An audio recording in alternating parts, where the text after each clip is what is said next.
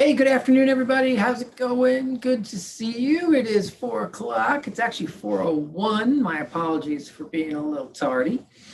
Hope everyone's awesome.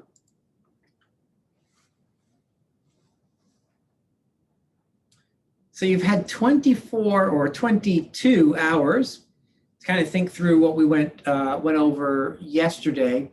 Any questions, any comments, any concerns, any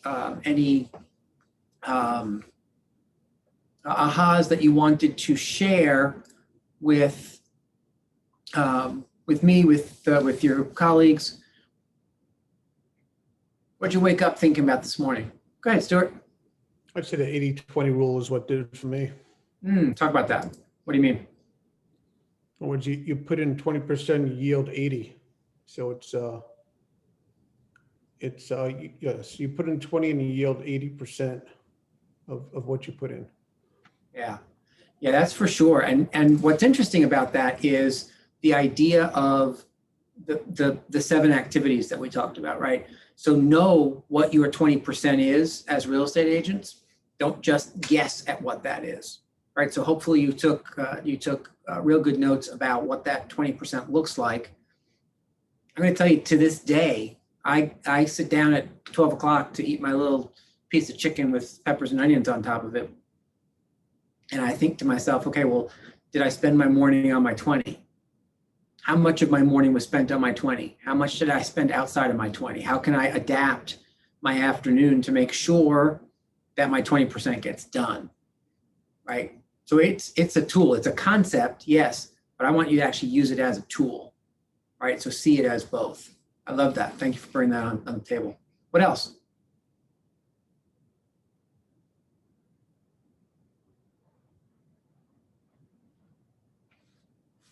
Well, that's it, huh? 2 hours, and Stuart had one aha, and that was the end. I think I have to brush up on some of my skills. Come on, you're making me feel bad about myself.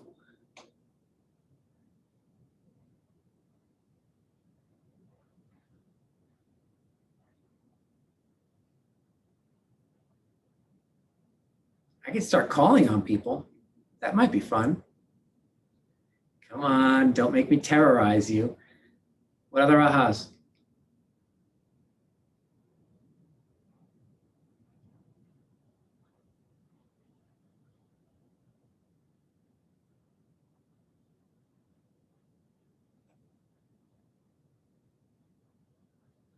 I was going to step out and grab some coffee. You think about it for a bit.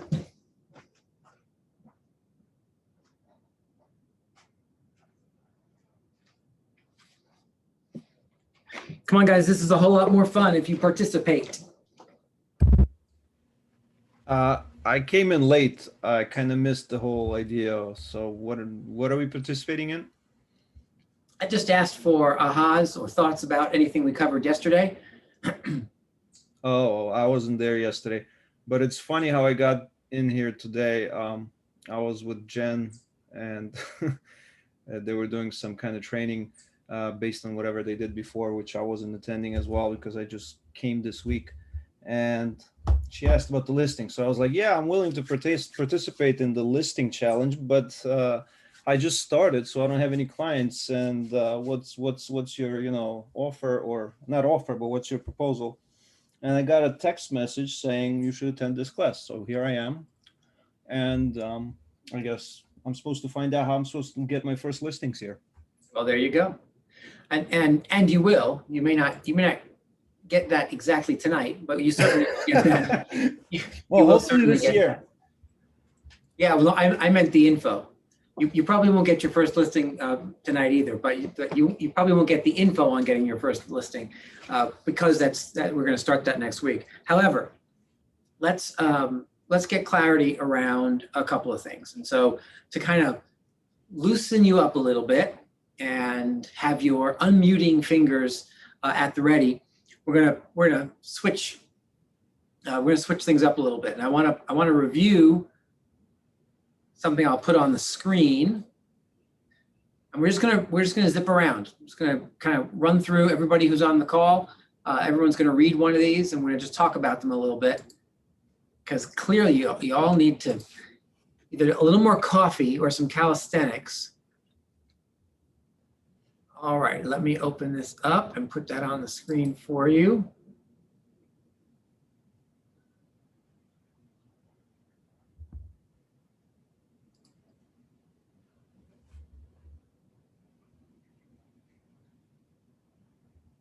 Hold on just a second, I'm getting there. Okay, there we go.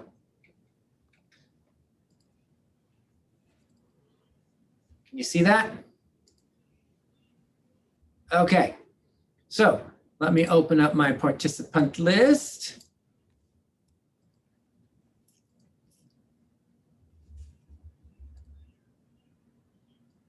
All right, well, you know what? Do me a favor. I'm gonna have each of you read one of these. We're gonna kind of talk through them a little bit. So just unmute, and when you unmute, I will see that you're unmuted, and you'll hit the next one, just in case someone is driving or whatnot. And so Nikki, why don't you go ahead and get us started? What's number one? Leadership and business development is about changing the mindset around how you spend your time. Yeah, pretty simple, right? Business development and leadership is about changing the mindset around how you spend your time. We're going to talk a little bit before we finish today about schedule management. So much of understanding how to grow a business has everything to do with how you spend your time, right? Regardless of whether you know what to do or don't know what to do, it's all around how you spend your time. Okay, Stuart, number two. The forces and pressures of growth feel awesome and challenging if you want growth, and feel terrible and frustrating if you don't want it. Yeah, I'm going to tell you what. I'm going to stop that for a second. I want to talk about that for a smidge, right? Before we finish today, we're going to go through some activities that you're going to spend focused on for the next couple of weeks, and then for the rest of your entire career, right? Because they're the activities that actually bring a business growth and clients and closings and income and everything your way.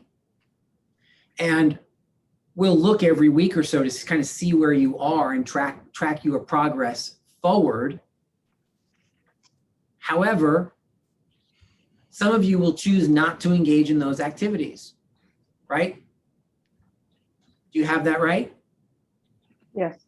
Yeah, of course you do, right? You're adults. I'm not your father, right? I'm just a guy who's attempting to help you make money in a field that you raised your hand and said, you know what, I think I want to give this a shot, right? And so the reality is, might I have a comment on your choice, just to make sure that you're always connecting your choices to your income, right? Because it's the thing that I find happens most when I start with a new coaching client. We will have a conversation, and there's a disconnect around their activities affecting their income, right? They'll say, oh, I'm not making enough money, or I'm not making any money in real estate. Okay, well, what activities are you focused on? Well, what do you mean? Okay, so right there, you can see there's a disconnect there. Well, when you get up and you know, if you're say you're trying to lose weight, right? What do we know about weight loss? Weight loss is a combination of what you eat versus what you eat and your activity level. Those are two activities that you get to gauge, right? How are you showing up in terms of what you're feeding your body, and how are you showing up in terms of a level of activity and exercise? If I asked if you were looking to lose, I don't know, whatever, 10 pounds over the next 4 weeks, and every Monday I asked, where are you at? And he said, well, I didn't lose anything. Okay, let's go back to your activities. Did you change the way you behaved? Did you change your diet? Did you change what you chose to eat? Did you change your level of exercise? If you didn't change anything, well, there's not a big shocker that the result is not different, right? I had a coach who used to say to me all the time, you have to first get through different in order to get to better, right? Another way of saying that is doing the same thing over and over again and expecting different results is the definition of insanity, right? So when I look around, I see no insane people on this call. So therefore, we're already kind of one step ahead. So now we just have to kind of put the activities in place. And again, we're going to walk through a number of those activities tonight. So it's about your activities. And so, and sometimes when you, when there's an accountability structure in place, right now I'm asking questions about your activities that you don't really want to answer. That's just me showing up and being more engaged in your results than you currently are. That's all that is, right? Doesn't make you right, doesn't make me right, doesn't make anybody right or wrong. It's just sometimes I might show up taking a firmer stand for your goals than you are. And that's okay. Sometimes it'll be the opposite. But I want to point out to you that what Stuart read, the forces and pressures of growth feel awesome and challenging if that's what you want. If that's not really what you want, those forces and pressures that exist when you're looking for that growth, they don't feel good. They feel horrible. Right? So again, that's another mindset shift. You have to kind of figure out, what is it that I want? And what am I willing to do to get there? All right, so there's a little bunny trail on that. Hey, Maria, why don't you give us number 3? I don't see it. Oh, that's because I didn't put it back on the screen. That's okay. That's the reason. There you go. Well, I'm blind too, but okay. Stop wasting time. I actually expected that you had just memorized it when I put it on before. So no, I'm kidding. So yeah, number 3 is short and simple, right? Stop wasting time. I don't know about the rest of you, but that's one of those things that kind of drives me the nuttiest in my life, is wasting time. Time always feels like the biggest, most important commodity to me. So how I spend it is really crazy important to me. And a lot of people just waste a lot of time. So number 3, just stop wasting time. Number 4, I know I can't see my participant list. Hold on a second. Steve, go ahead. Number 4, businesses are built to earn a profit and nothing else. Yeah, businesses are built to earn a profit, nothing else, right? There may be other purposes to businesses, right? But ultimately, businesses are built to earn a profit, and so we want to make sure that you are focused on getting to that level of profitability. Which, by the way, doesn't just mean you've had a closing, because just because you've made money, does that necessarily mean you're profitable? Yeah. Right? No, they're 2 different things. And we're going to talk about that as well. Number 5, Jennifer. When you demonstrate high value, people stop complaining or worrying about what you are worth, and instead just sit back and get ready to enjoy the ride. Oh man, there's nothing truer than that. I'm going to tell you what, that was a learning process for me. Because what does that speak to? What word is not in there, but it speaks directly to it, that many people in our industry worry about? I'll give you a hint. It starts with a C. Confidence. And it ends with omission. Commission. Oh, There you go. Right? That speaks specifically to commissions. When you demonstrate high value, people stop complaining or worrying about what you're worth and instead just sit back and get ready to enjoy the ride. I want you to remember that one the next time you go out on a listing appointment. Right? You get to determine what you're worth and build a value proposition that is commensurate to that. And then just show up and be the one. We'll show you how to do that. Number 6. Ben, go ahead. If you focus on listing count and manage it throughout the year, everything else will show up. Oh man, again, that is another massive truth in real estate, right? And for those of you who wonder about that, we're going to spend the next 4 weeks walking you through focusing on listings. Because here's what's real. When you focus on buyers, what tends to happen is you get to close those buyers. When you focus on listings, you just trip over buyers on your way to those listings. You can't get rid of them. They're like gum on your shoe. The listing side of things brings everything else to the table. Number 7. Frank, go ahead. Oh no, I think Frank said he was. No, Frank, you I'm good? good. Yeah. Okay. Communication and gratitude are the root of the relationship side of the business. Yeah, we're going to spend a good amount of time on that today when we talk about your database. We talk about the 36 Touch program. Communication and gratitude are the root of the relationship side of the business. 36 touches in a year, which is the loyalty program we're going to discuss a little later on. That's kind of that minimum opportunity you have to climb into your database and have you take root in their brain, right? When you come at that from the position of gratitude, from contribution, you just get there faster. Number 8, do your clients feel the mind-blowing customer service experience immediately or ever? I want you to understand why that's on there. Do your clients feel a mind-blowing customer service experience? What does that look like for you? How have you designed that?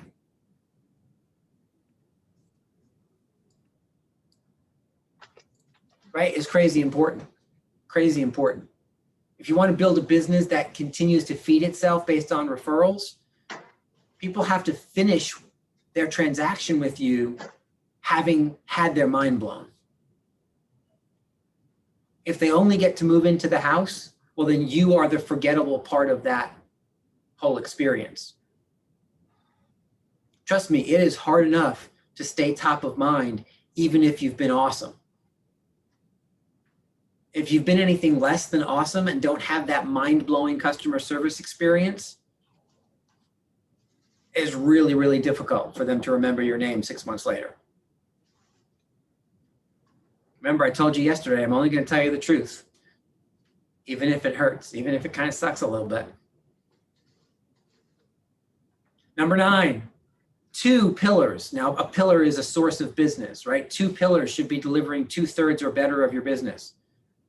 If it's a pillar, it just spits out appointments, right? That's how you know that that source that you've chosen is a pillar, because it just spits out appointments. Jennifer, give us number 10 again, please. If we are not modeling best practices, then we are spreading bad habits to others. Yeah, and I told you yesterday, what we're here to do together is just kind of talk through best practices, right? It's not the only way to do things. However, they are best practices. All right, so I pivoted to this because no one was talking and no one was playing in the sandbox. So hopefully now I've warmed you up a little bit. So we'll leave, there's 30 of these suckers. We'll leave the other 20 for a just in case moment, just in case we have to dive back in and do a little verbal and mental calisthenics to get us all primed and ready. All right, so yesterday we moved through the first part of Power Session 1. I think we ended right on page 25 there, 24. And we ended just shy of having a conversation around turning your money desire into an appointment goal, right? We kind of had that, had a brief conversation around what that translation looks like. And I told you to think that through so that we could do an example together tonight. So with that, what I would love to do is kind of do exactly that. Let's, if you're on, I'm actually on page 23 in Power Session 1. Right, for those of you who are first timers tonight, you were emailed Power Session 1 yesterday. So it's in your email from yesterday. We also showed you at the end of the session yesterday where to go on KW Connect to grab these materials. So one of those 2 places you can grab the materials, or just kind of bear with me and I'll kind of talk you through what the materials are talking about. You don't necessarily need to have it in front of you. And so anybody think through the amount of money they choose to create with their real estate license in the next 12 months? What did you come up with as part of your homework? Kind of pop it in the chat box, why don't you?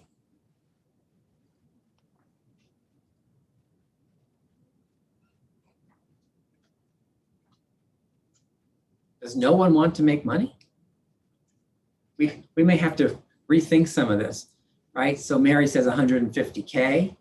So Mary, 150K, is that in your pocket, or is that gross, and then you're going to, because you have an obligation to pay Keller Williams and whatnot. So gross, 150 gross. I love that. Okay. And so my guess is if you have $150,000 as that gross goal, right? You're going to pay KW out of that. You're going to pay your taxes out of that. And then and you're going to pay your business expenses. And then what's left kind of remains in your pocket. If it's all right, what I'm going to do is I'm going to flip over to the whiteboard for a second. And I want to just kind of walk you through what this economic model looks like to help Mary understand how many closings she has to have, and then how many appointments she has to have in order to actually put $150,000 gross on the table for her. Would that be all right? Would that be helpful to kind of know how to convert money into activities? Say yes, because it's kind of the first step in really understanding what your activities need to be, is to know why the activities are important, what they need to be to earn at a level that you are interested in earning in. So a couple of quick things that we have to do together before we go to the whiteboard. And that is we have to figure out some assumptions in Mary's business. Mary, just nod your head or nod your head up and down or give me a thumbs up. Are you brand new to the business, or are you kind of relaunching your business? So you're brand new to the business. Okay. So if you're brand new to the business and you don't have any history in terms of sales, we're going to ask you to just use some market center averages, right? Because we need an average sales price. We also need an average commission rate to calculate your average commission earned, your GCI, your gross commission income, every time you close a piece of business. And so if you have history, and that history should be at least 2 years, that you can look back and say, okay, my average sale price is X, and I can prove it based on this report. Right? There's not a ton of you on this call who will have that kind of history. But if you do, well, then use the numbers that are real for you. If not, I want you to just use a market center average sale price of about $400,000. Now, some of you kind of look at that and say, well, that seems kind of low.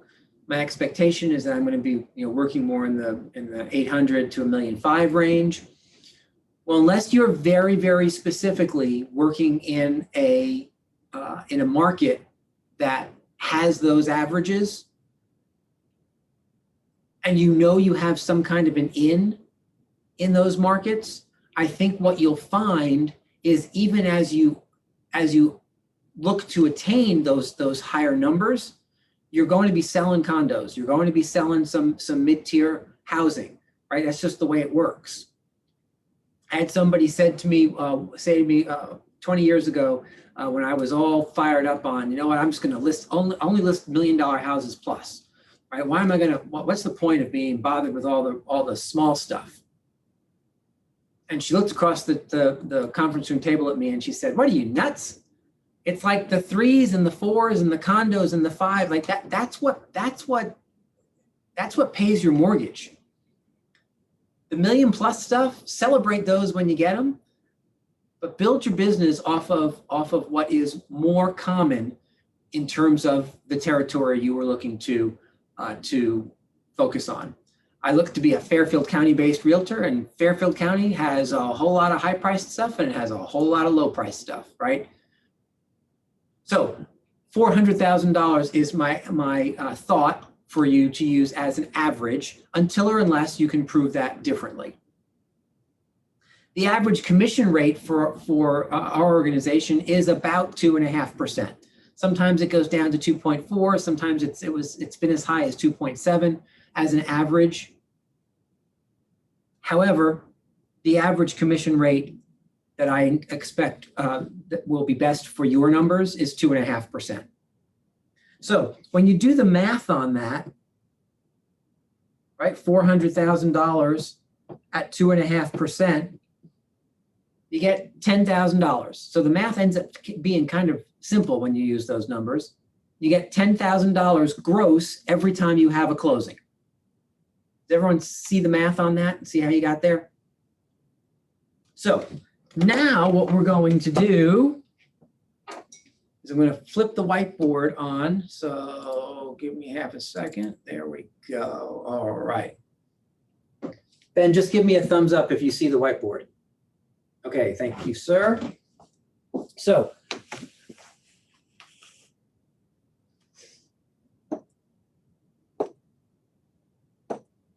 turn my video off so you don't have to stare at my belly button while I write. Okay. So we have now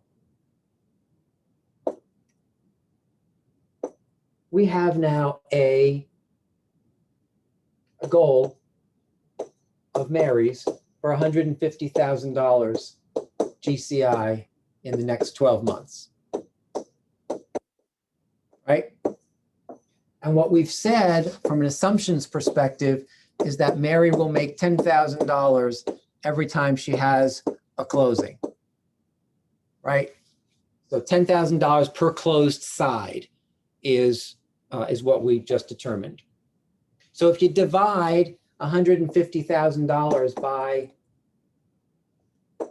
if you divide $150,000 by $10,000, I'm not sure what happened there, but you get the idea. So you're going to divide $10,000 into $150,000. You get what? 15, right? You get 15? Did everyone else get 15?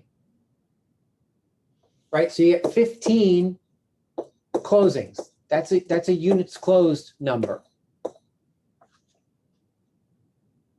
So 15 closings at those assumptions should bring $150,000 GCI into Mary's world.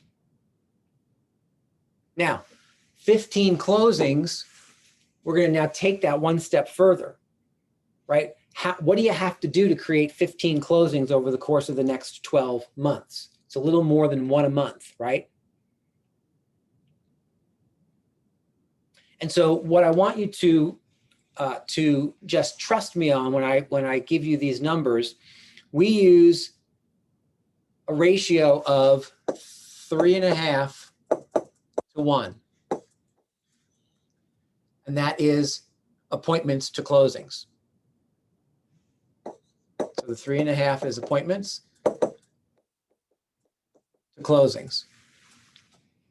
It comes from a 4-to-1 ratio on the listing side, which means for every 4 sellers that you meet with, you'll list 2 of them, and of those 2, you'll sell 1. Now, in today's market, you'll probably sell both, right? Because today's market actually is moving far faster than these averages might actually give you. However, we're going to ask you to stay with these averages because the market will not be as fast forever.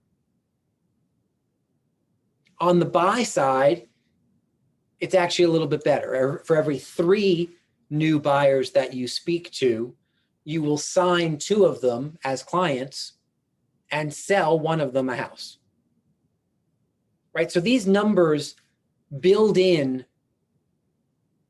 your conversion rates, they build in fallout, they build in assumptions that not everyone that you talk to and or list, whether on the seller side or on the buyer side, actually turns into a closing. Is that real life? just by a quick nod of the head? Does everything you touch turn to gold? If that is true for you, I need you to see me afterwards because I need to understand how you're doing that. Right? Because everything I touch does not necessarily turn to gold. So I have to build in some fallout. So if you have 15 closings in order to get that $150,000, and we have a 3.5 to 1 ratio of appointments to closings, do you see that if you multiply your closings number of 15 by 3.5, you should end up with the number of appointments you need. I'm going to round that because it actually comes out to 52.5. So now you need 53 appointments over the course of the next 12 months in order to bring you those 15 closings, which brings you the $150,000. Now, we're going to take this one step further. And the one step further is how many weeks per year do you work? Now, there are 52 weeks in the year. Just recognize that it's not real for most people that they work all 52 weeks. Minimally, yes, I know for the last year we haven't gone on vacation very often, right? But that's going to start to change. And minimally, you have a week around the holidays that you don't really work, a week around Thanksgiving. That's far less full of appointments than others. So I recommend minimally stating that you work 48, or maximally, I should say, 48 weeks in a year. So let's just use that if we can, just for argument's sake. So now you've got 48 weeks. If you know that your number is different because you take August off plus additional vacation time plus the holiday time, like maybe your number is 40, maybe your number is 42 weeks. Whatever it is for you, you'll use for you. We're just going to use 48 for argument's sake, right? Kind of talks about a week off a quarter. So 48 divided into 53 is 1 point something, right? 1.1. So that's 1.1 appointments per week. And the rule with this model is that anytime you have a point something, you're just going to round up to the next whole number. So 1.1 becomes 2 appointments a week. Everyone see how we got there? Now, somebody tell me what that looks like. Does it look doable? Does it look crazy hard? Does it look crazy hard and yet doable? What are your thoughts on what we just outlined? 2 appointments a week. It looks doable. Right? Like that. So if you're making a choice to be in real estate full time, 2 appointments a week should ultimately, whoops, I probably should turn my camera back on, should ultimately feel like something that you can achieve. Now I want to be really clear about what those appointments look like. That's 2 new appointments every single week. Which means if I meet Maria at an open house on Sunday and we have our first appointment on Tuesday, well, there's my 1 appointment for the week. I have 1 new appointment with Maria. However, if Maria decides to go back out with me to see more property on Saturday, that's not appointment number 2 because Maria is not new at that point, right? She's not a new relationship. She's not a new start for either a new buy side or a new list side. Unless Maria is going to all of a sudden say, hey, I want to buy 2 houses. Well, she's still only, even if I go out with her nine times over the course of the next 3 weeks, she's still only buying 1 house. So you see the how that definition of new appointments is really important. Yeah. So I need to meet Maria and Ben at an open house and create appointments with them in the following days to have my 2 new appointments. And then through some other conversations in my database, or through calling expireds, or whatever other systems I might have in place, now I've got to meet Kara and Mallory for the following week. Right? So it's 2 new clients that you're putting in play every week. That's a little less, let me restate that. That's a little harder, and yet no less doable. Again, if you are doing this full time and you're engaged in lead generation activities at the level that you need to be. Any questions on the math? Any questions on getting you from a desired number to what those activities look like, the appointments necessary? Everybody's clear? Everybody's good? Thumbs up, Two emojis. is Say it again, Maria. really doable, but getting the clients, I think for most agents who are like new, is how am I going to get that initial client? How am I going to compete with somebody who's already had 5 listings or sold 20 listings this month or whatever they've sold?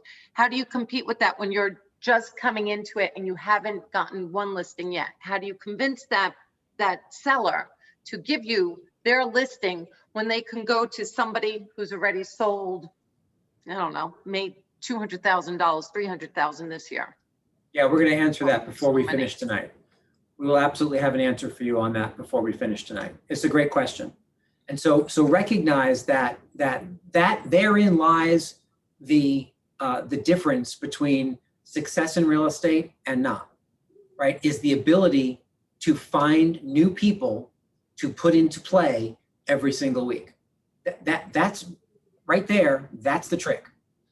That's the trick. We'll give you some strategies to help you do that. Clearly, if your number is higher than the 150, well, you'll run that math all over again and see what that number is at the bottom. If your number is lower than that over the course of the next 12 months, well, then you'll run the math and see what that number is at the bottom. I can tell you for most of you, your number is going to be 1 to 2 new appointments every single week. 1 to 2 new appointments every single week. That will be most of you. Right? To create a reasonable amount of income in the first 12 months of your new business, 1 to 2 new appointments. If you stay focused on that, you'll be good. We are in power session number 1 right now, and make sure that you are always in the US manual, not the Canadian manual. Power session 1, we're on pages 23, 4, and 5. Any other questions about that math and about turning your money needs into appointment numbers? Great. So almost the entire rest of our time together will now be spent, and I mean tonight and for the rest of our time together for the next 4 weeks, will be spent helping you and giving you strategies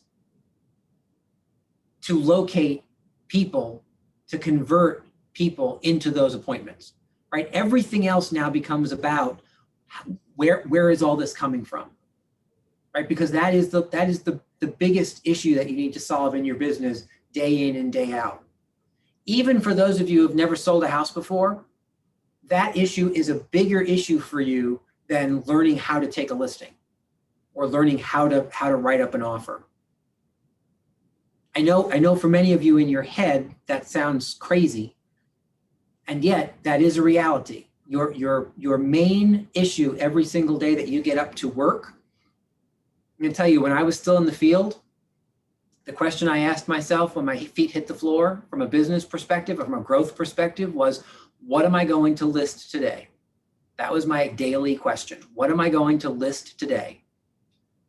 So I pushed my brain real hard to go and figure out how I was finding a new listing that day.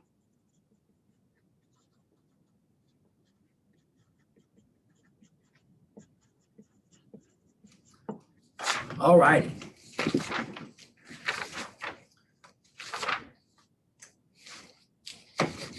Flip to page 31, if you will.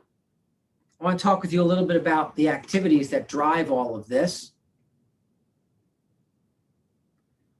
And on page 31, what you'll see there are the 4 habits of Ignite, right? Those 4 habits, we want you to start doing this stuff such that it becomes habitual. And doing it means like, you know, kind of now. Don't wait. Don't wait till we're done with class, right? You're just postponing finding business for 4 weeks. So we want to make sure that you are focused in, like as of 6:01 tonight, on these 4 habits, so that the first thing you can do tonight or tomorrow morning is start plugging in and actually doing the activities that bring the business your way. So we are looking at power session number 1. We're on page 31 of power session number 1 in the Ignite materials. It says 4 powerful habits. All righty. Number 1, grow and manage database. Grow and manage a database.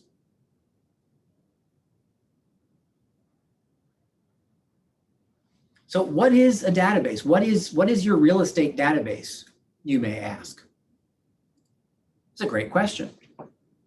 And for many of you, you're kind of starting from what feels like scratch, right? Does it feel that way? Can I brighten your afternoon? Everyone has something probably pretty close to them that looks something like this. Go ahead and take that out. It's your phone, just in case you can't see what I was holding up. So if you're wondering where you start in terms of a database, if you push a couple of buttons on your phone and get yourself to the contacts, well, there you go. There's the start of your real estate database. Everybody in your phone is your foundation.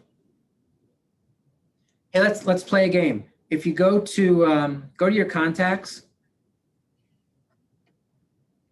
and scroll all the way to the bottom. I click on Z and then scroll to the bottom because it's faster.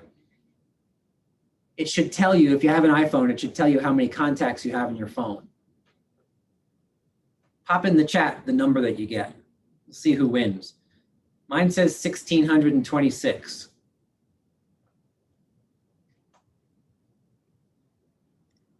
What do you got?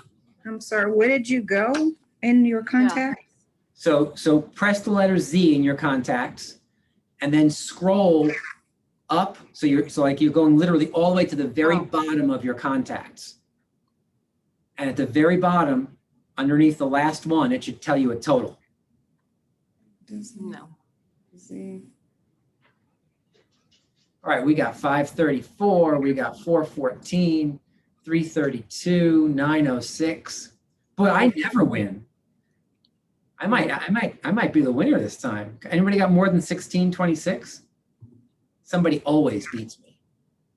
Holy Christmas. 6424? I don't know these people. On LinkedIn, everything got transferred over to my phone, so I would have to manually delete them. I don't. Yeah. Well, you have to either manually delete them. I think you not only beat everybody in the room, I think you beat everybody ever, Marie, because I don't think I've ever had somebody with 6,000 contacts. However, let's talk about that, right? So what if you have this massive amount of people in your phone that you don't even really know? What Marie said was 100% spot on. I have to manually go through. I would pause a moment before you hit the delete key though. What you might want to do is manually go through and say, okay, do I have any idea who this person is? Move them into a spot, move them into a category that you'll just kind of call all the, maybe you know maybe you know 2,000 of them, and the other 4,000, you're like, I have no clue who these people are. And so you're going to move them into a category in your real estate database that says, don't know who they are, right? So they're all tagged, I have no idea who they are. And you're going to start marketing to them, right? Do I pronounce your last name Zamor? Right? So you may say, you may send out like a blast email to those people that says, hey, this is Marie Zamor, just wanted to touch base with you. The market's going nuts right now in Fairfield County, Connecticut. Wanted to be sure that you knew that for any of your real estate needs, I was available. Right? And see what you get back. Or pose a question to that group.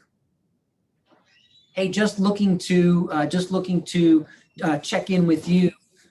Who do you know that might be struggling selling their property right now? Who do you know that's looking to upgrade? Who do you know that wants to take advantage of the benefits the market has right now and get 10% more for their property than it's probably really worth? Right? You see what comes back, because then some of those people you might move back into the Mets, right? Even though they're not really Mets, because now you'll be able to have a conversation with them. Does that make sense? Boy, Shivani's got 3,500. That's pretty impressive as well. I don't know if I get my number. So the very first thing that I want you to recognize is you don't have zero database, because minimally you've got all those people in your phone, right? For those of you who belong to a church or some kind of a group of some sort, you might have like a directory for those groups or that organization. They may be added to your database in terms of people that know you, like you, and trust you. Maybe for those of you who have children, right? There's stuff that comes home from school. So your kids' parents know what you do for a living. So you're going to build that database. And if you go back to page 31, what you'll see is that first habit of growing and managing your database ultimately says, add 10 new contacts a day into your database. Now, for some of you,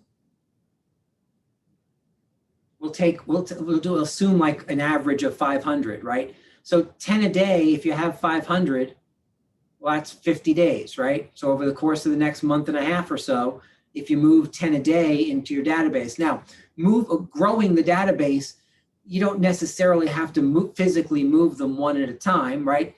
Because you can, I'm pretty certain you can, I don't know how to do it, but you can download your contacts from your phone and then upload them again into your real estate database.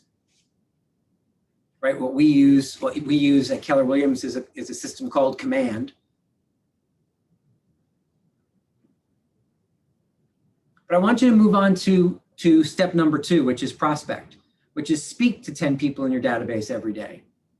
So even if you did like a mass migration from your phone into your Command database, what if you chose to reach out to 10 of those people every single day and just let them know that you had launched a powerful real estate firm? By the way, that's different than calling 10 people a day and saying, hey, I got my license, right? Now, if they're people who know you, if they're your Met database, they're your friends, your family, your former coworkers, most of them already know that real estate's going to be new to you. Right? So it's not like we're trying to fool the people who already know that you're new in real estate. However, I want you to start having an opinion about what it is you've started. Are you coming at this from the perspective of, I'm new and don't know a whole lot, so therefore, please, please, please trust me with your largest asset, right? Because if you're thinking that, are you communicating that way? You may not be saying those words. And yet my concern is that if you don't really believe that you've opened a powerful real estate firm, that level of confidence starts to show in the discussions you're having with potential clients. My script when I was new in real estate was exactly that. Hey, just wanted to call and touch base. I've opened a powerful real estate firm and I would love your support. Who do you know that needs to buy, sell, or create wealth by investing in real estate? I just went through my entire database and asked that question. After announcing to them that I had opened a powerful real estate firm. Let me ask you this. Have you done that? Have you opened a powerful real estate firm? Absolutely. Yeah, so Kara says yes. Maria says yes. Mallory's nodding her head. Jennifer's good on that, right? So you guys, so much of this is about confidence, and I'm attempting to give you some of like foundational strategies that will assist in your confidence to have more confident conversations, to have more positive conversations, have the results of those positive conversations show up, rather than have a mindset of, I'm new at this, I don't really know a whole lot, I don't know what I'm doing. And therefore, if you start to think that way, you start to communicate that way. So I want you to just build things from a level of confidence. Remember I said yesterday, there is a version of this that is fake it till you make it. And a lot of that is how you think. So knowing that you've opened a powerful real estate firm, you communicate that and then just simply ask for business. It's not hard. It's just not comfortable for many of you, right? Marie, did you have a question?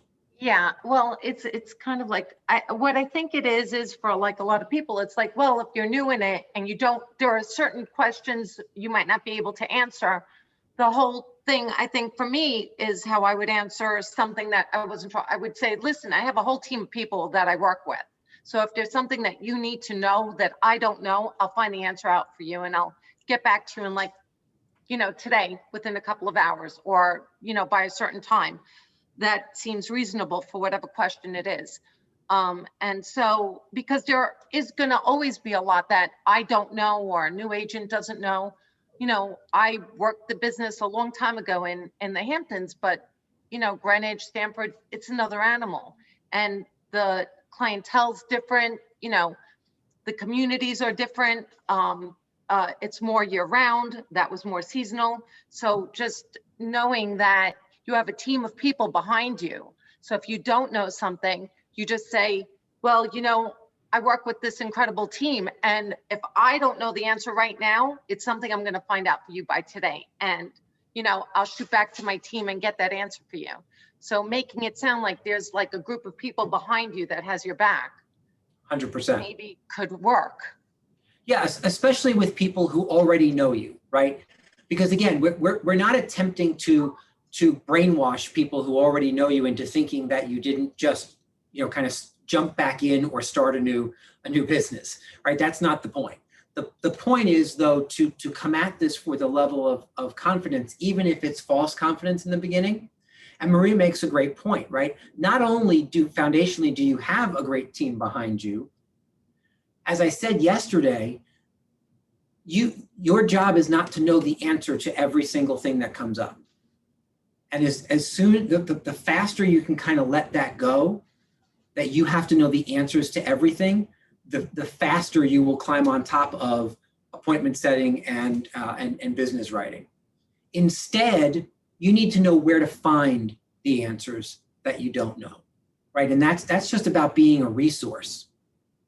I guarantee you, in our time together, someone will ask me a question that I will not know the answer to. It's impossible to know all the answers to all the things that that people ask. It's not an impossibility.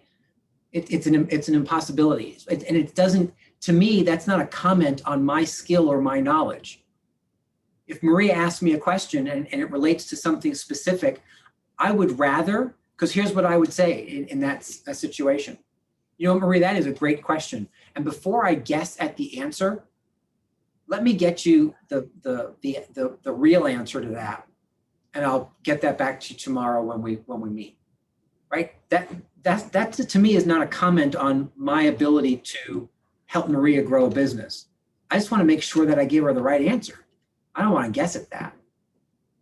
Right? The difference between being an amateur and being a professional is that professionals know what they know and know what they don't know and know the difference between the two. Right? Number 3 in the 4 habits is follow-up. That's notes or texts or emails.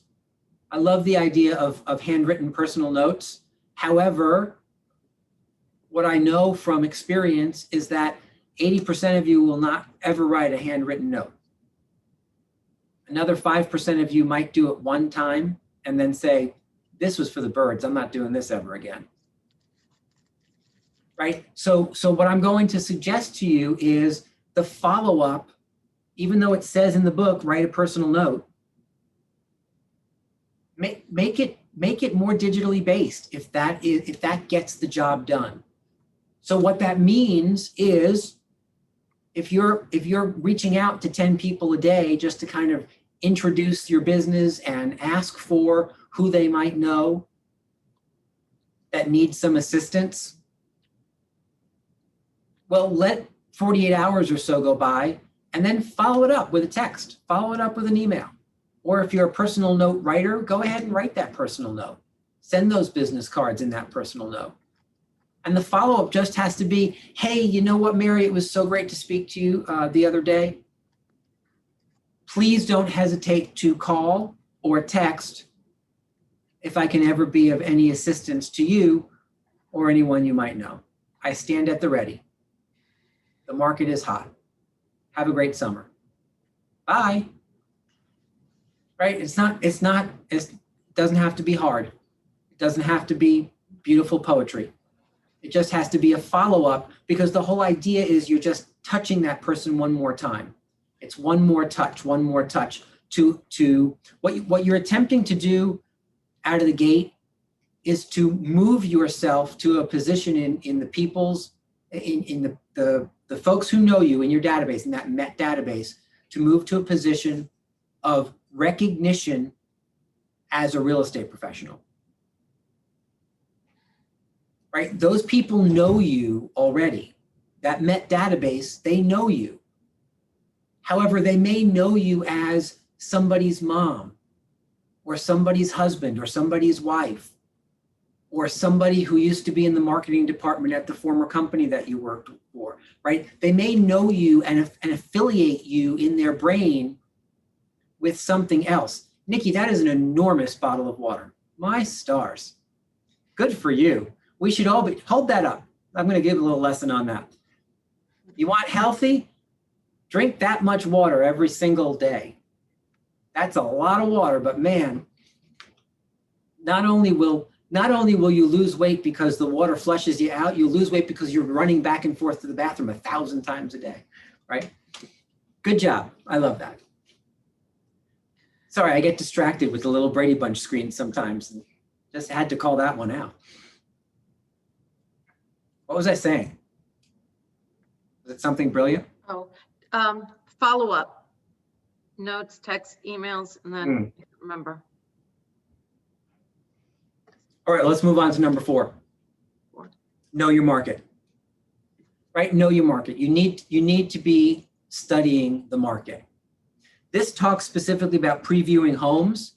What I want to say to you is you can do so much of that so much more quickly by just staying where you are and kind of running through town by town, price range by price range, the MLS, right?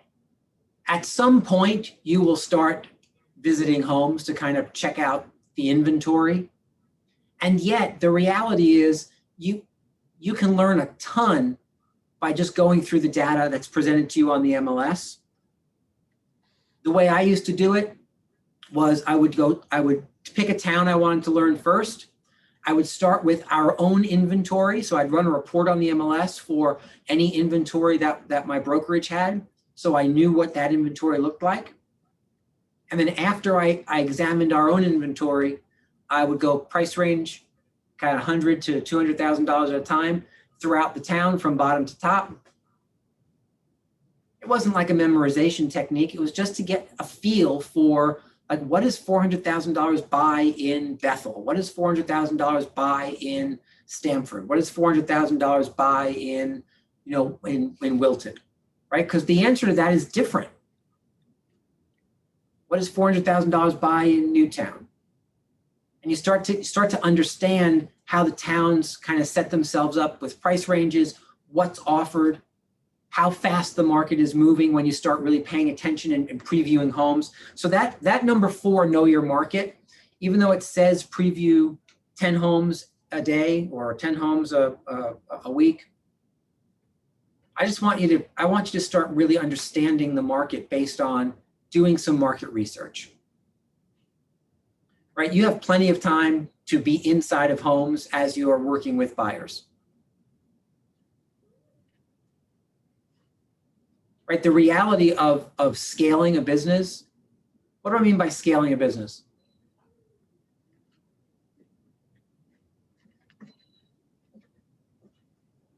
Yes, that's exactly right, Kara. I saw Kara go like this. That's right. That's like totally right. The idea of scale is the conversation that starts with, okay, so I'm starting with X and it's this big. And yet I want it to grow and I want it to get bigger and bigger and bigger and bigger. And so many of the things that we're going to talk about together, I'm going to talk about from the perspective of, you can do it one way now, but what if we looked at it from the position of scaling the business, right? And the reason I'm bringing this up at this point in time is when I first got into the business, everyone told me you had to spend so much time going to broker open houses to preview property so that you had walked through every home or walked through as many homes as possible so that you had an understanding of the inventory, so that when buyers called or you were having conversations with buyers, you could speak intelligently about the inventory. Guys, that is so 1997, I gotta tell you. And here's why I say that. Because the very first thing I dropped when I started to scale my own business, which meant I didn't have time to do all the things that they taught me when I was brand new anymore. The first thing I dropped was previewing property in person, because I knew I could do it faster if I dropped the actual in-person stuff. And people would say to me all the time, well, what do you say when buyers say, have you been in that house? I say, no, we're going to explore it for the first time together. I just tell them the truth. They're not looking for me to have been in every single property that's on the market in 6 different towns.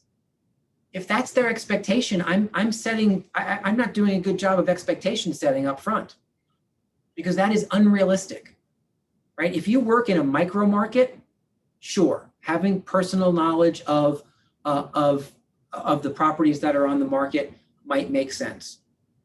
But if you're not in a real tiny micro market, it's just unreasonable. It's not a realistic expectation to have. So for those of you who think before you can show a buyer a property, you have to have been in it and understand it and walk through it and know, if there's hardwood floors underneath the carpet, allow me to remove that anxiety from you, because that's not necessary, right? You have all the data you need in front of you on the MLS. You have more pictures than we used to have 20 years ago, right? By far. You've got virtual tours. You've got descriptions that are like novels, right? The world was different when I was being taught that. I fear that a lot of people still think that that's crazy important. I want to remove that from the table from you. Know your market. Know it in a 2021 way, however, because it's faster and it's easier than some people want to make it. Any questions about those 4 habits, about getting really down and dirty on building that database, starting to have conversations with your database, following up those conversations consistently, and starting to understand the market by previewing property online Any questions about what that looks like? No. So, Do have- yes, go ahead, Maria. No, I don't have a question about that, but I think, and I don't know if it's going to be, you're going to go through it in another session, but I think for some people, and I know for me, it's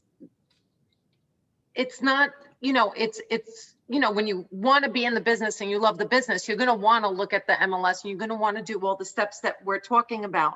I think for me is mostly knowing what you need, like what tools you need, what paperwork you need at the initial meeting, what you need signed, and what, how that looks, and going through that conversation with, a potential client who's a customer at first, to have them sign up with you. If you don't have a listing and you want to be a buyer's agent at the time, what is the initial paperwork and what does that look like if it's a renter or if it's somebody who you're selling a home to? Yeah, so we're going to cover all of that. We're just not going to cover it tonight. Right. Okay. So we are absolutely going to cover everything that you'll need, documentation, the steps, the process. Okay. Right. But we're going to cover source of business first. So we will finish tonight with database and some schedule management and some script conversations. And then, so let me say this now before anybody starts to jump off. We will not meet tomorrow. So as I said to you guys last night, we're supposed to be meeting Tuesday, Wednesday, Thursday. I will be literally at 4 o'clock sitting in a church watching two people get married tomorrow. So I'm going to go and do that. I'm not going to Zoom in from the church because I think that would be rude. And I thought maybe I could grab you a substitute in for tomorrow, and I was not able to do that. So we will meet again next Tuesday, right? And then so Tuesday and Wednesday then will be 100% full on source of business, and by Thursday of next week, we will then pivot into our seller conversation and start working with on the list side of things, and then move from there into the buy side of things. So that's kind of how the next week and a half or so will go. Make sense? Mm-hmm. Perfect.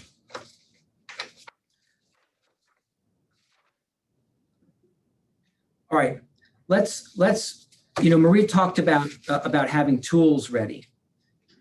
Flip to page 35 because we're going to talk a little bit about one of your most important tools for a smidge, and the most important tool that you have are scripts. They are the tools of your trade. So somebody let me know when I say the word scripts. Everyone always has some sort of reaction to that word, positive or negative. Either unmute or type in the chat box. What's the first thing that comes to your mind when I say the word scripts? Is there delight? Is there fear and terror? Like what does that bring to mind? For me, it's relieving because I know what to say. Yeah, some relief. I love that. Right? Stuart says practice. Yeah, I love that. What else? It's the initial conversation that you're going to have, but it gives you the, like she said, it's just giving you that confidence that you already have something that's worked for other agents. It's been, it's been done before successfully. So it'll make you feel like, well, if somebody else did it successfully, maybe I can do it too. Yeah, indeed. I'll tell you that I call scripts words that work. They're just words that work, right? I don't have to reinvent anything to make sure that I get my point across. Who else? Go ahead, Jennifer. Jacqueline. Did you have a question, Jacqueline? Sorry, I don't. Okay. No worries. No worries. Your little blue hand went up, so I thought maybe you had a question. Right. You're just waving to me? I'll wave back. Here we go. I just wanted to add one thing to that. Yes. I said structure because I tutor sometimes, so it's having a script helps me to basically be structured and not miss a step. So that's important to me. Structure. Yeah, I love that. Structure is a great one. I absolutely personally relate to that because I'm a structure guy myself. What else do we have here? We have guidance, structure to carry a conversation, cohesion. I love that. Preparation, love that. Practice, familiarity with language that you're using. Can I add to mine and say, Yes. I think that it helps to be able to really listen to what the other person's saying, because then you're not having to think about what you're going to be saying. Yeah, right. So it creates that level of preparation that allows you to be fully present in the conversation. And what the real skill in using scripts is to kind of have them all here in the back of your head and then be fully present. So if I'm having a conversation with Mallory, I'm not thinking about what I'm going to say next. That's not the purpose of scripts. I'm listening to what Mallory is sharing with me, and in a very human way, responding and reacting to what she's saying, because that keeps me human in the moment. However, I'm going to respond and react with some of the words that I know actually make sense and work, right? So it is truly laying a groundwork for being more human, not less. Right. And a lot of times people say to me, oh, you know what, scripts, they kind of, I don't, you know, they make me sound robotic. They're like, I'm like a telemarketer. Yeah, that has not been my experience. My experience has really been what you guys have laid on the table. What else? Anything else? Marcel, you said accent. Tell me about that. Is that a positive or a negative in terms of script work for you?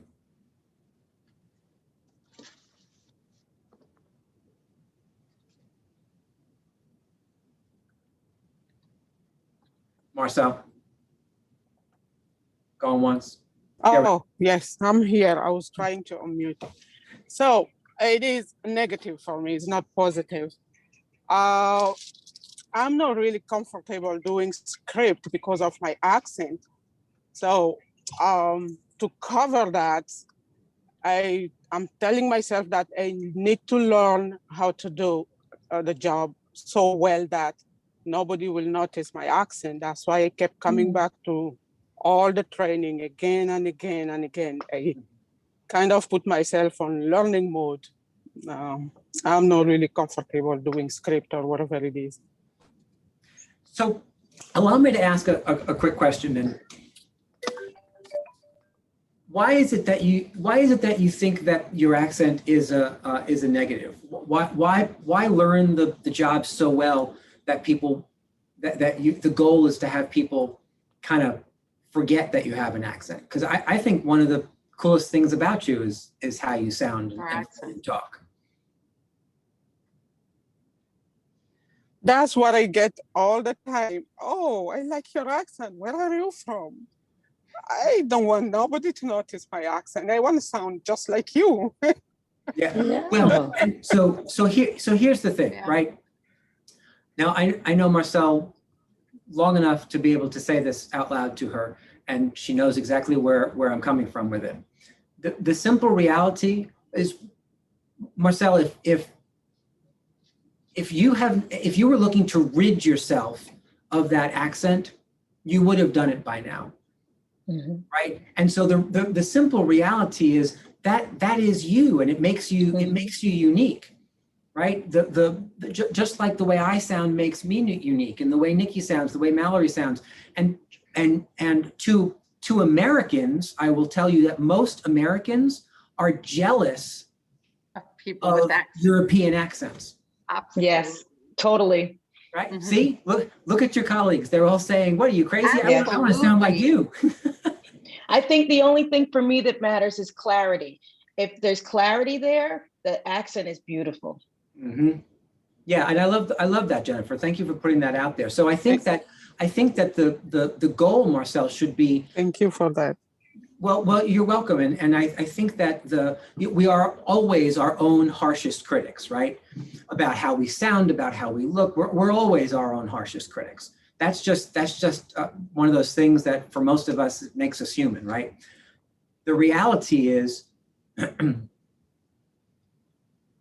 what if you chose to use your accent as a tool and work on clarity with the scripts, as Jennifer, I love that Jennifer put that out there, right? Because if you can communicate sounding the way you do and use scripts that people get it, right?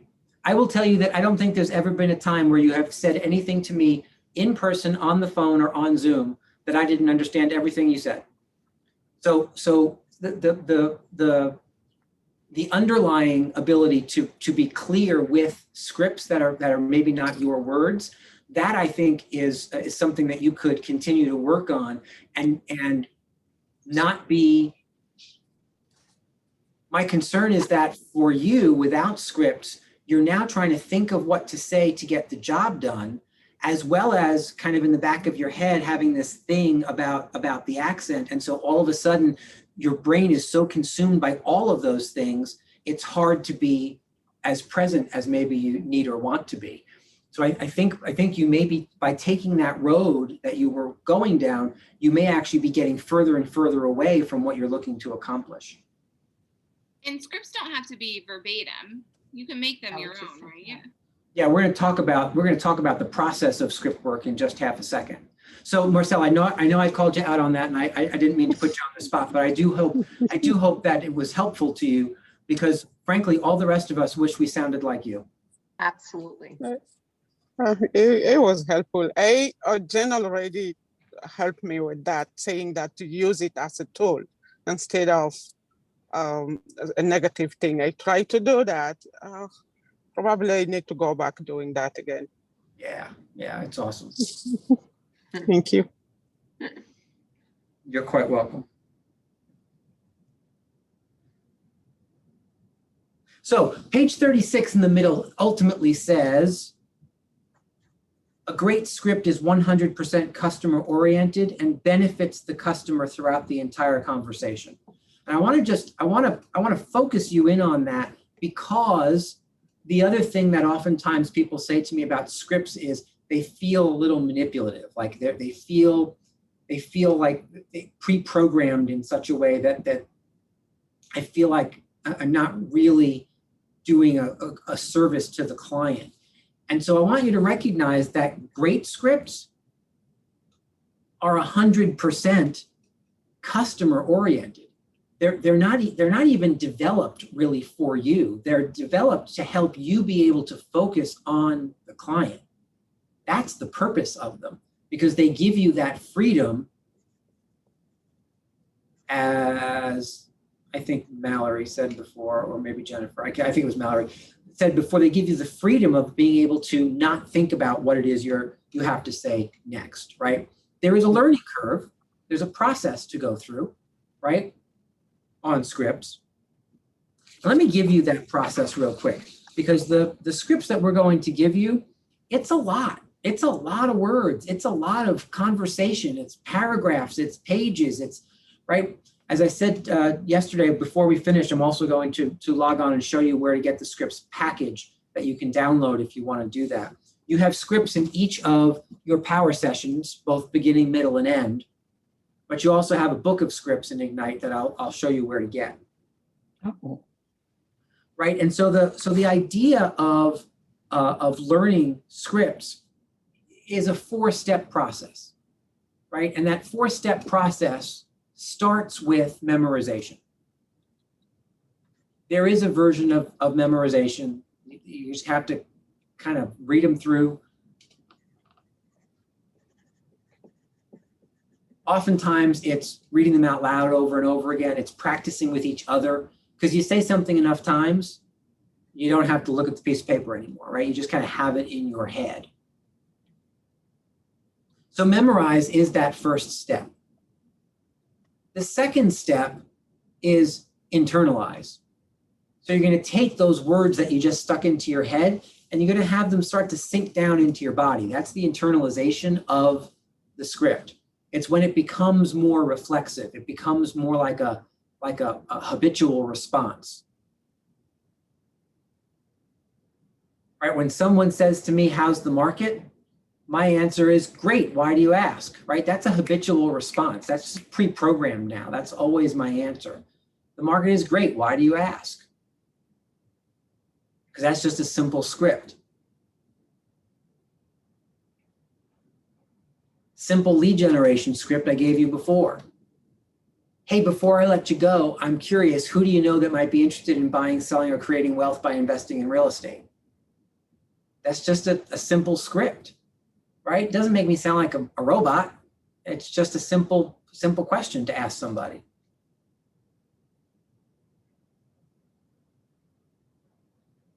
An appointment setting script that I like to use a lot. Wow, that's a great question. I am so glad I called. It sounds like we need to meet. I have some time tomorrow at 4 or 5:30, which works best for you. Right? They're just simple ways to communicate that happen to be scripts. I didn't create the words. I learned the words, but internalized them in such a way that they come out in conversation. Right? Step number 3, after memorize and internalize, step number 3 is customize. Now, before some of you get excited about the customization, don't go changing the scripts, because many of the scripts we're going to give you, many of the words that work because of the words that are used, work because of the way they're written, right? Some of the scripts that we'll give you are written based on understanding the psychology of a buyer or the psychology of a seller. And if you start to change too much, you start to miss the point of the script. Now, let me give you an example of customization. Arguably, one of the best actresses of our time would be who? When I say best actress of our time, who do you think of? Meryl Streep, that's correct. And so Meryl Streep has been nominated for, I don't know, some ridiculous amount of Academy Awards. She's won a bunch of them. Did Meryl Streep write any of the words that she said in any of those movies that she won all those accolades and awards for? Nope, not a word. And if any of you have ever had any kind of experience either with playwrights or screenwriters, what you'll know is when you're the actor, you're just the talent on the set. You don't have a right to change stuff. You don't get to show up and say, well, at this point, Meryl Streep might have some influence over that. But certainly most actors, including Meryl Streep throughout most of her career, they don't get to change stuff. It's written the way it's written for a reason. The screenwriter or the playwright is attempting to evoke something with the words that he or she chose. So not only did Meryl have to show up and memorize the script and then internalize it so that she could actually sound human saying those words, her version of customization is in how she delivers what she just learned. Not necessarily in changing the words. It's in the character she develops. It's in the tonality, it's in the volume, it's in the speed with which she speaks. And I would offer to you that there is a version of this that calls upon you to bring a little bit of acting to the table. Right? Your customization ultimately shows up in how you choose to deliver that, how you choose to show up, not necessarily in you changing the words. And then step number 4 in that whole process of script learning is capitalize. So you've got memorize, internalize, customize. And then once you've done all of that and scripts are really more reflexive for you, you just go out and capitalize. You use them to create the business opportunities that you want. Does that make sense to everybody? So let me do this real quick. Let me jump on and give you the place you go to find all of your scripts. So again, we logged into my KW last night. Let me go back there. There we go. Mallory, can you see my KW account? My little head is over here in the corner. Okay, good. So again, from my KW, which is mykw.kw.com, you go up here to education, which brings you to KW Connect. You click on the Ignite icon, or you go up here to the upper right and type in Ignite, depending on whether or not you have this icon show up or not, which will bring you here. And then you have an opportunity to go to student resources or instructor resources. And when you go to student resources at the bottom, right? So here's all your power sessions where you go to get your manuals, power session 2, power session 3. At the bottom, you'll see additional resources. And you'll see here you have Ignite scripts right on the left. So if you click on that, it just opens a PDF and you get a script book that you can then either print out or download, however you want to do that. And it goes through all the scripts you'll need. You've got lead generation scripts, you've got seller scripts, you've got buyer scripts. Can you back up and just which tab was it on MyKW that it came from? Yeah, certainly.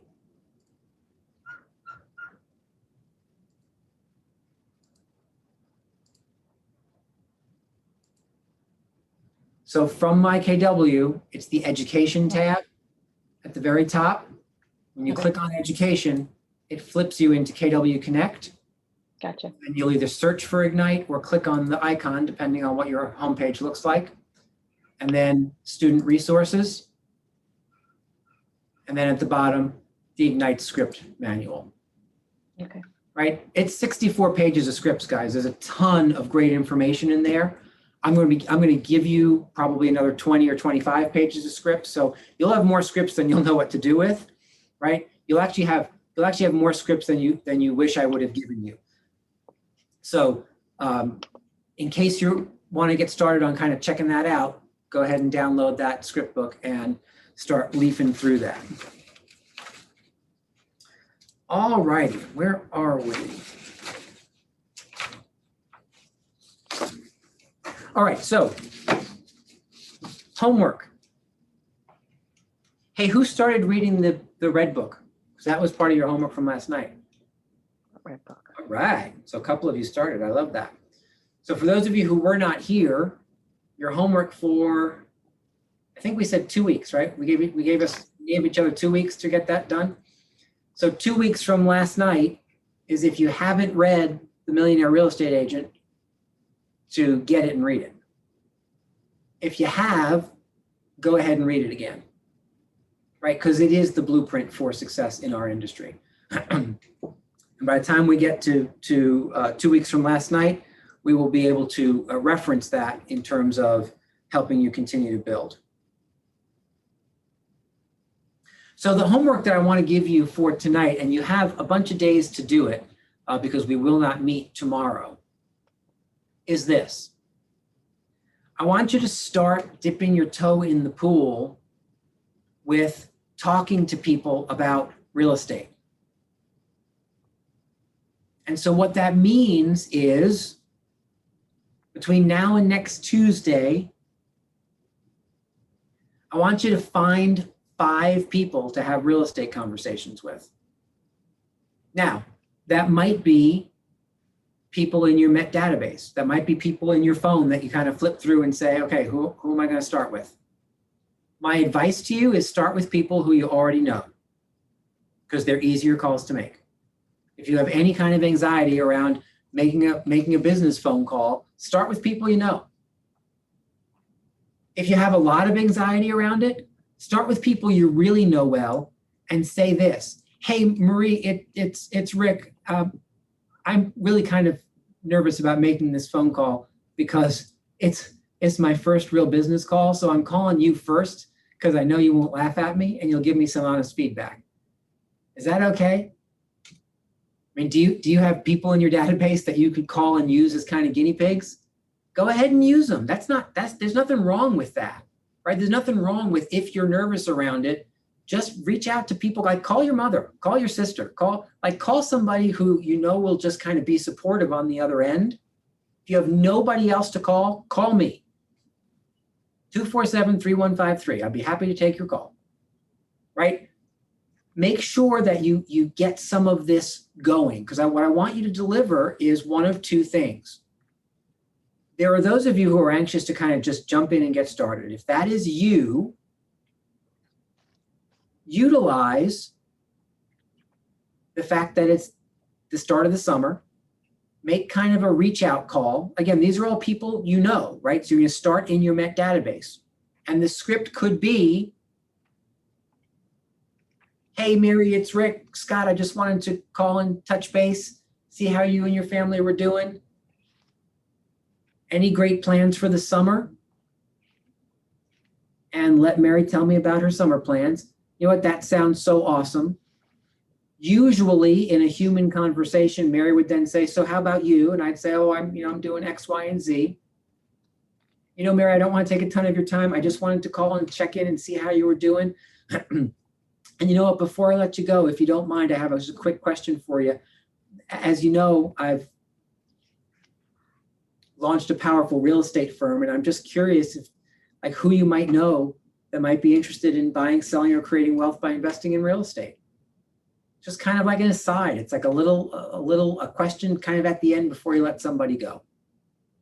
So call out of care, ask personal questions, have a personal conversation, and then do the, oh, by the way, before you end, and just see what happens. If that freaks you out, what I encourage you to do, if you can't get that ask out at the end, the oh, by the way, business ask, have the same exact conversation and terminate it before you ask for business. Just have a personal phone call. And instead, you can say at the very end, hey, and you know, Mary, I'm sure, I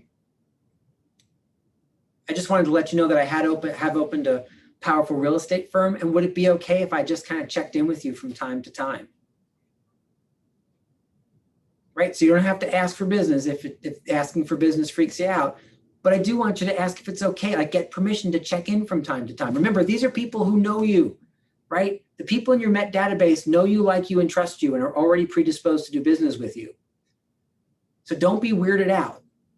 But those are two versions, right? Because you'll do one or the other. You'll either have a personal phone call with those 5 people, which then sets you up to make a follow-up phone call a week or 2 from now and ask for some business, right? Because some of you resist making a business call because you haven't spoken to some of these people in a while, and it feels a little like ooky, right? You know that term ooky? You can write that down. It means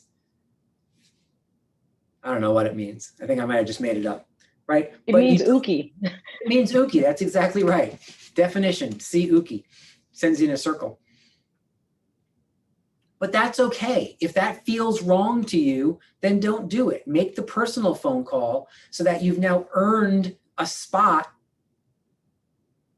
in their world to follow up later on because you've made the personal check-in call, right? I'm okay either way.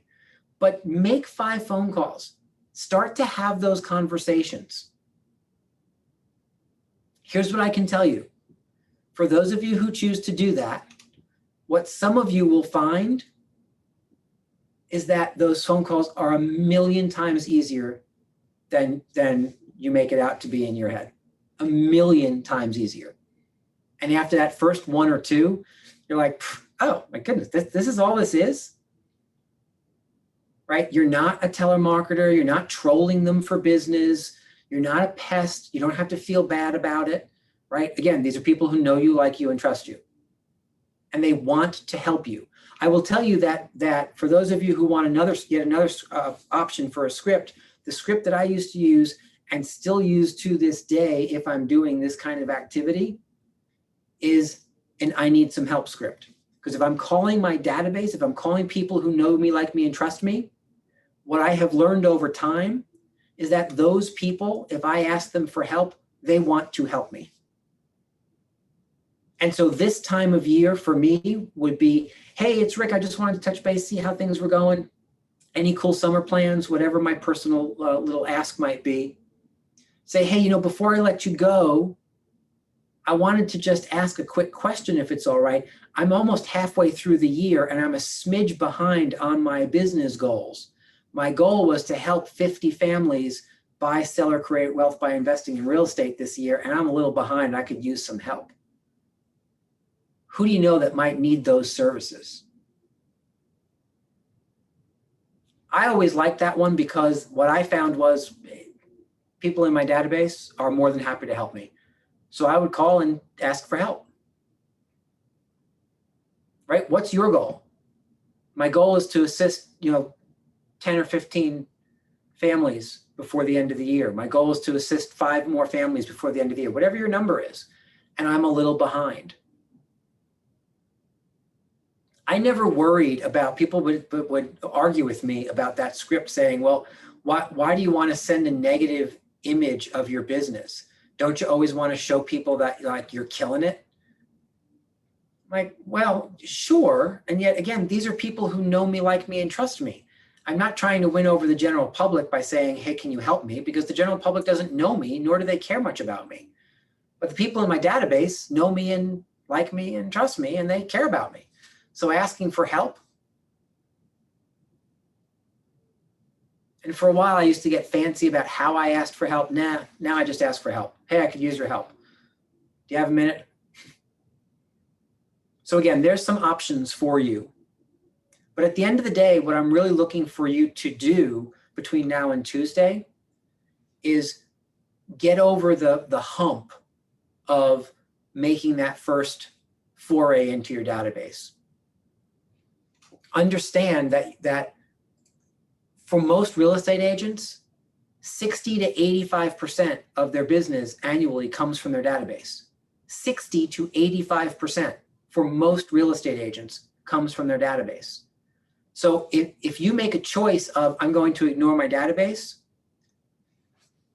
you better have some really, really excellent strategies in place for stranger business, knowing that you're now saying no to 60 to 85% of most agents' business in the course of a year. Make sense?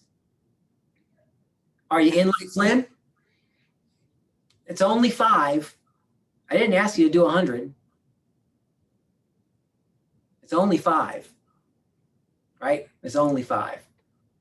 We'll do some exercises when we come back on Tuesday to kind of help you understand 5 over 5 days, like that's 1 a day.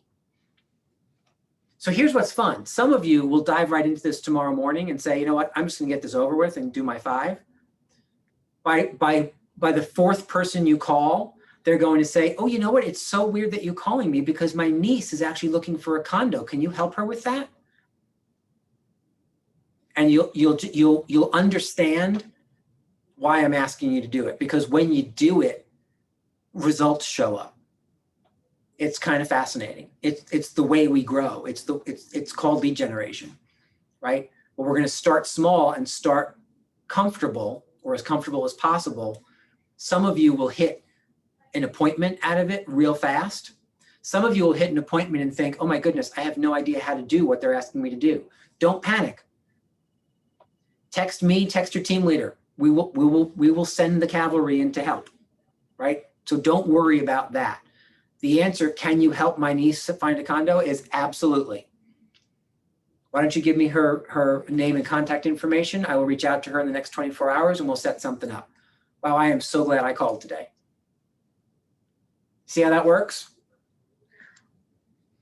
What if you get a listing out of it? Like, what if you call somebody and they're like, well, I know somebody who's looking to sell their house, and you just get lucky, it falls into your lap and you get a listing. And then you go, well, I'm kind of new. I haven't been really working it. You can have your license for as long as you have, but if you haven't been working the business, you haven't. So let's say you haven't been working the business and you're like, okay, now I've got to go on this listing appointment. And that you already got the appointment, but you don't want to kill the appointment once you get there. Do we reach out to you guys and say, hey, I might need help with this initial meeting? Or Yeah, absolutely. So what I don't want you to do is to turn down the appointment, right? Because that's a business opportunity. Even if we pair you with somebody with more experience to get you through that first one, right? Even if there's a commission share on that, right? If the alternative is I'm not ready, so I'm going to say no, and that's a big old zero, versus pairing you up with someone who has more tools ready, has some more experience, understands the market a little bit better than maybe you do, right? So that's the approach that we will take, is we'll find somebody, one of your ALC members or an experienced somebody in this class even, right? We can pair you up with somebody to go and handle that piece of business. And as far as the client is concerned, it's just somebody I work with, right? You end up showing up with a team member, right? So it doesn't have to be weird. It doesn't even have to be set up per se, right? So yeah, I would absolutely take the meeting, say yes to the business, knowing that you may not be ready immediately. I would encourage that meeting to be 24 to 48 hours later than that day. Because if you make that call at 11 o'clock in the morning and set up an appointment for 4 o'clock, well, now we're all scrambling to make sure we can find you somebody and that person has availability at 4 o'clock. And so if you can give a little bit of a cushion of 24 to 48 hours for that appointment, not much longer than that, because frankly, too much time is as bad as not enough time.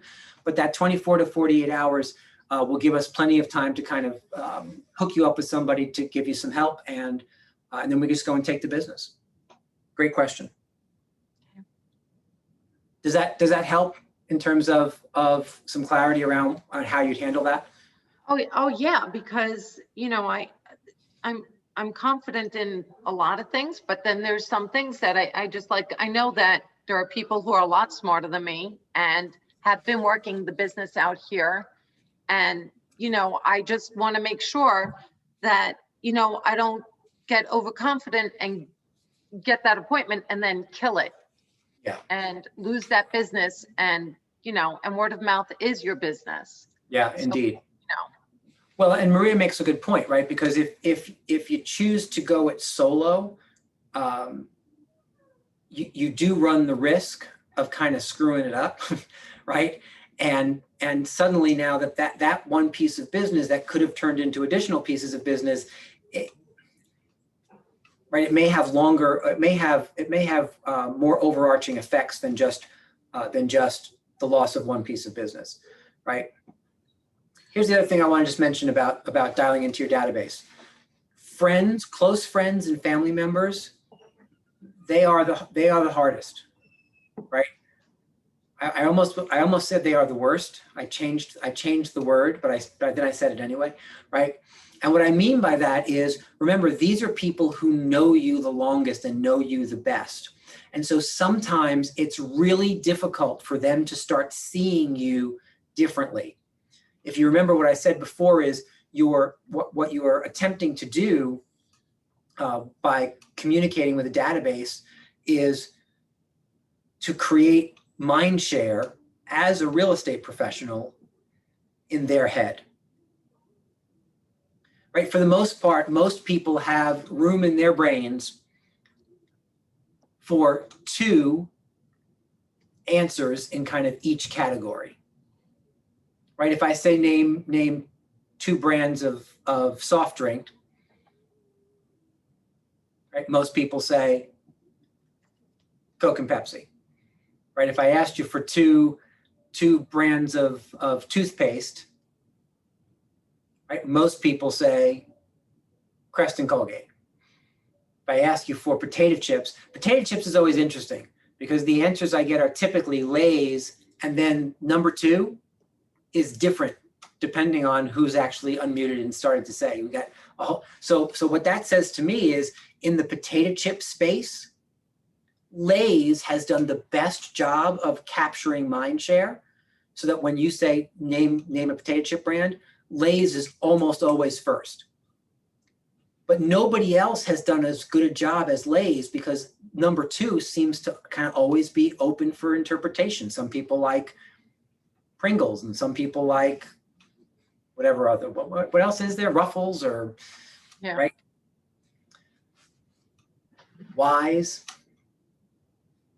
So the question is, in your database, do you occupy spot number 1 or spot number 2 in their brain in the drawer labeled real estate? That's the whole game with your database. It's moving you from wherever you happen to be to number 1 or number 2.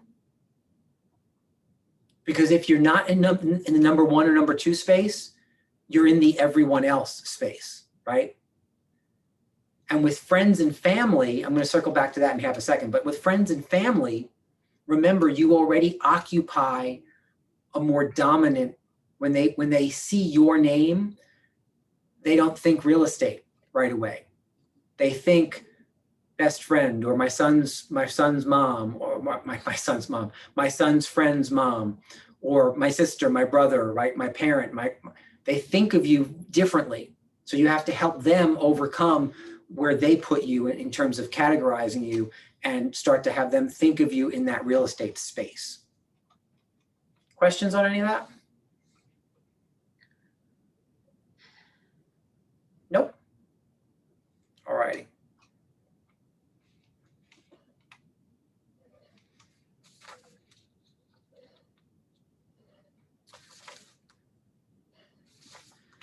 All right, so I think from a time perspective,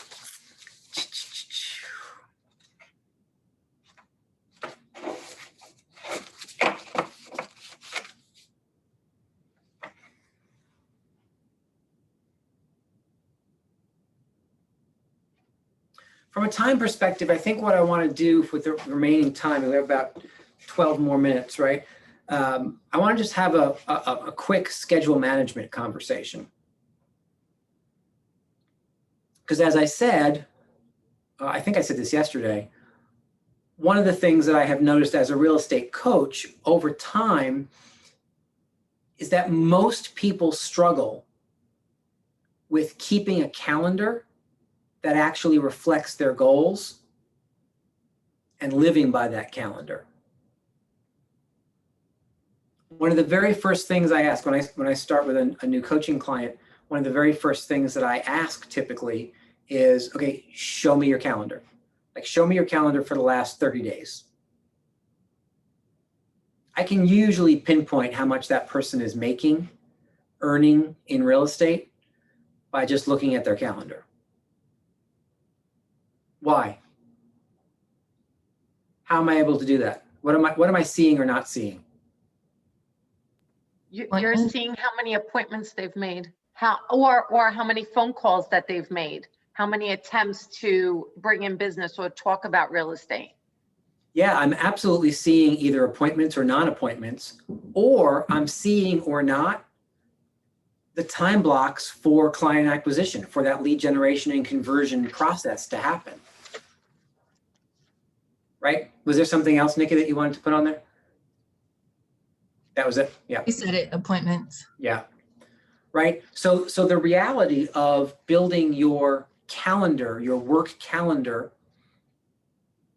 goes something like this. The very first thing that I want you to be putting in your calendar may surprise many of you, because it's not lead generation. It's the time that you know you're not going to work. Right? So the first thing that needs to go into your calendar is you time. And there's a personal reason and a business reason. The personal reason is because you've chosen a career that, if you're not careful, can be all consuming. right? And you need to really be cautious around that. You need to build a calendar that doesn't allow real estate to dominate your life. Because if you let it, it can. Like all of a sudden you come home and your children are like, Mommy, who is that man who just walked in the house? I don't recognize him. There's a stranger sitting at the dining room table, right? So it can have that effect. So you have to be really cautious around what that looks like. The business reason for putting in your not work time first is so that you understand what time you do have available to do this job and to run this business. I'll give you some examples. Some of you may have limitations during the week based on kids. You either have to get kids to school, or that's starting to be the summer, you have to get kids to camp at a certain time. Right? For a portion of my career, I was the person who needed to be home for the 3 o'clock bus. Right? So my mornings were pretty much free, but I had a hard stop at 2:45 to get in my car and get home so that I was there when my kids got off the bus. And then that hard stop continued for me until about 5 or 5:30. And then after that, I had some relief there at home. And so I could go and do some other, but I knew that that time period for me during the week was non-negotiable. That was not a work period of time for me. Right? Are you going to take a day off? P.S. I encourage that.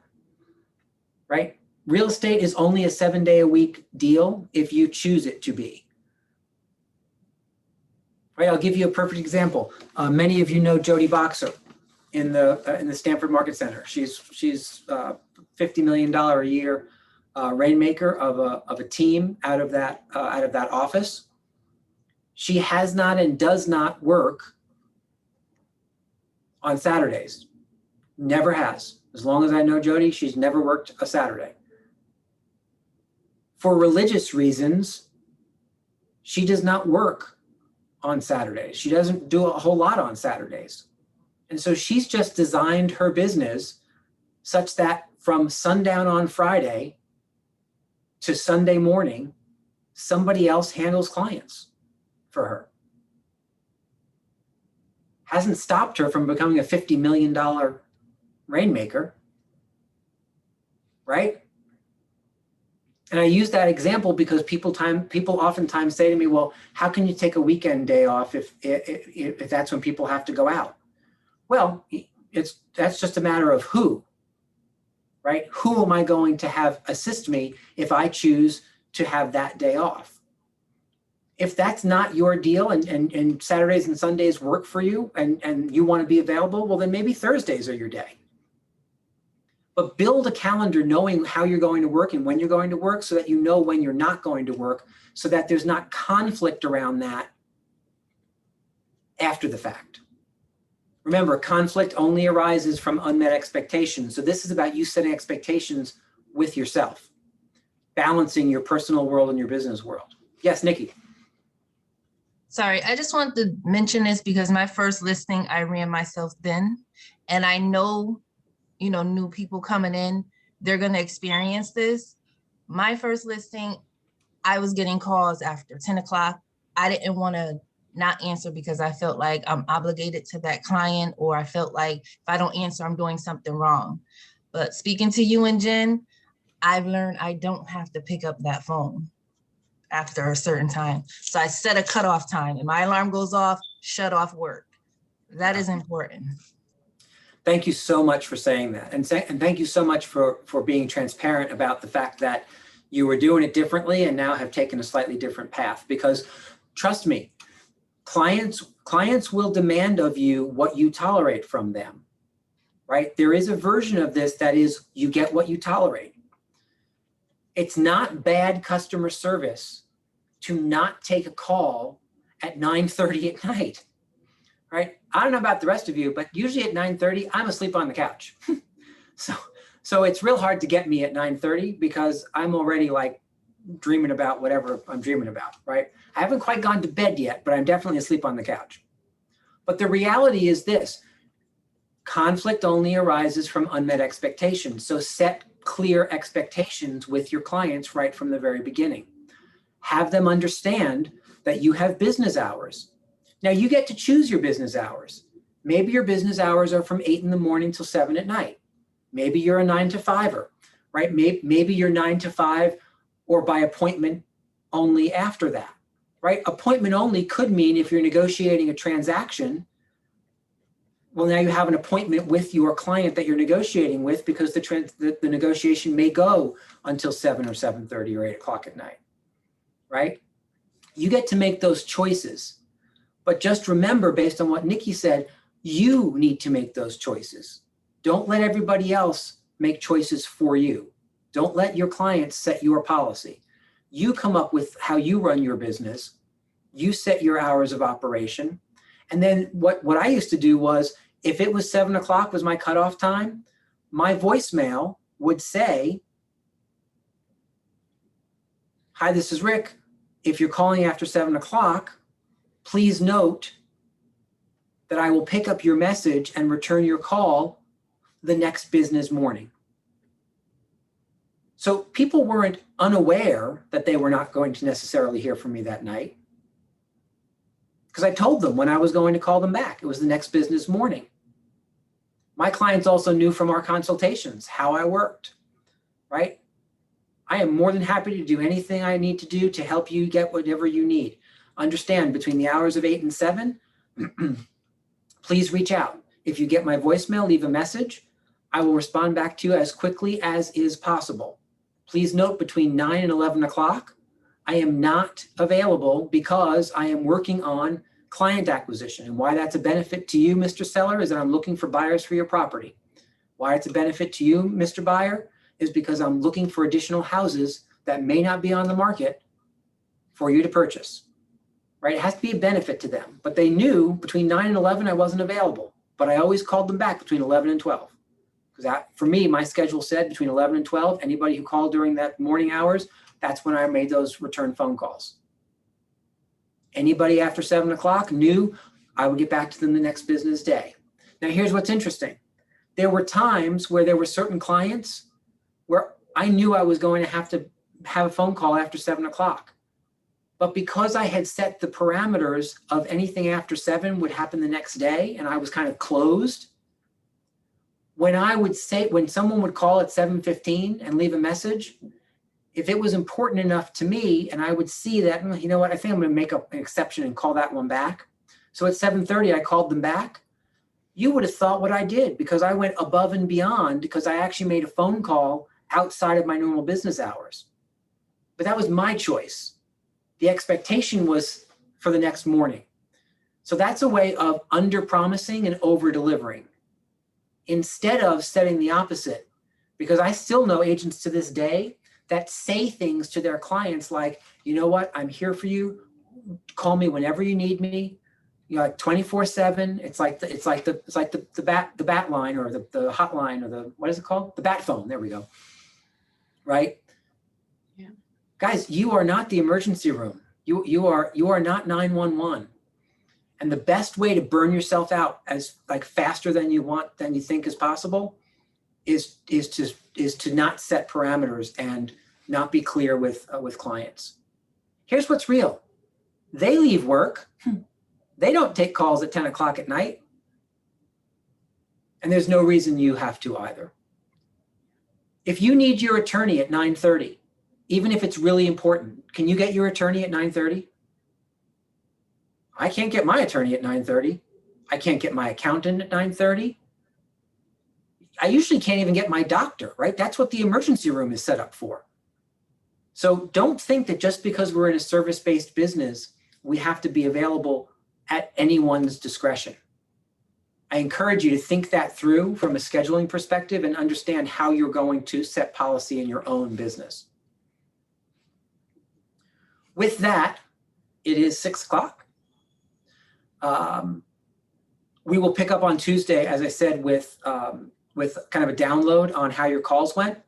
We'll finish up schedule management and dive headfirst into database strategies, as well as beginning other sources of business, open houses, expireds, you name it, we'll cover it. And by Wednesday at 6 o'clock, you will have all the strategies you need to find and convert business. At least haven't had a discussion around it, and we'll dive into sellers on Thursday. Guys, I always appreciate spending time with you. I hope this was helpful. Have a lovely evening. Remember, we will not meet tomorrow. I'll also send out an email on that, so watch for that. Have a great evening. We'll see you tomorrow at 9 o'clock for the 9 a.m. Zoom call. Good night. Thank you. Good night. Thank you. Thank you. Thank you, Rick.